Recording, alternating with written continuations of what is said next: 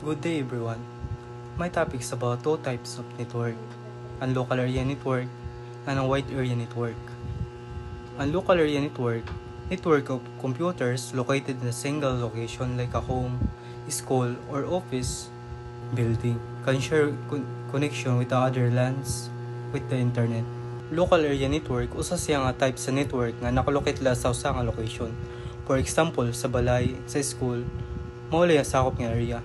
And pwede lot siya mag-share with the other LAN nga usa internet. For example, dito sa Kumlab 1 ngan sa Kumlab 2. Characteristic of LAN: local area network, relatively limited in size or limited la iya coverage sa niya area.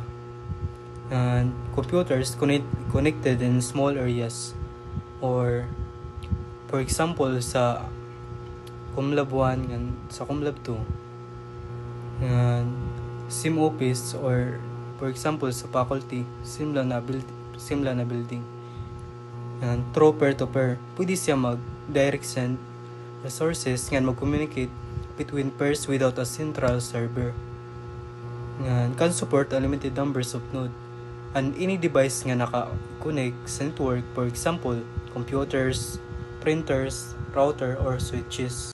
Wide area network: a network over a large area like a city, a country, or multiple countries.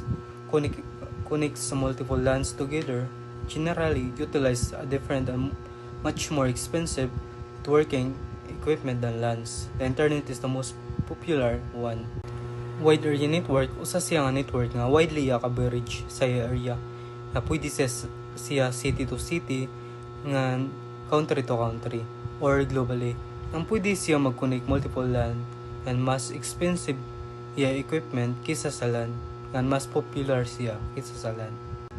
Types of ones: campus area network, limited geographic area or local area network nini, and metropolitan area network and towns and cities, and home area network, home setups. And global area network use satellites to link a network, or nagamit sa satellites para mag-link a network. And storage area network, ang mga nag-store sa large amount of data. Wiring in computers network: there are many different wires and cables that are used to create a network. For example, ang fiber optic, mo yung gagamit na cables para sa mga long distance.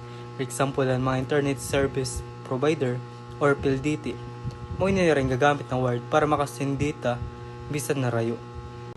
Yan, adi na Ethernet nagamit kit RJ45 or registered jack 45 ngan UTP cable or unshielded twisted pair para makatransmit sa data or signal to a PC or router. Wired network: a wired network use cables to connect a network devices. Wired network are fast, secure, and simple to configure.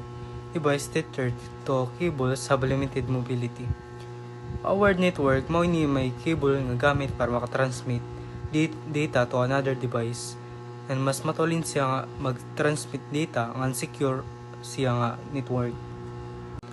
Wireless network: a network is considered wireless when data is transmitted from one device to another without cables or wires. Tend to be slower than wired network, have more security issues. Common wireless terms: Wi-Fi, hotspot, and Bluetooth. A Wi-Fi common standard technology for a building home networks and other LANs. Hotspot: many businesses use Wi-Fi technology to allow the public access point to wireless network. Bluetooth allows handheld cell phones and other peripherals communicate over short ranges. Thank you for watching.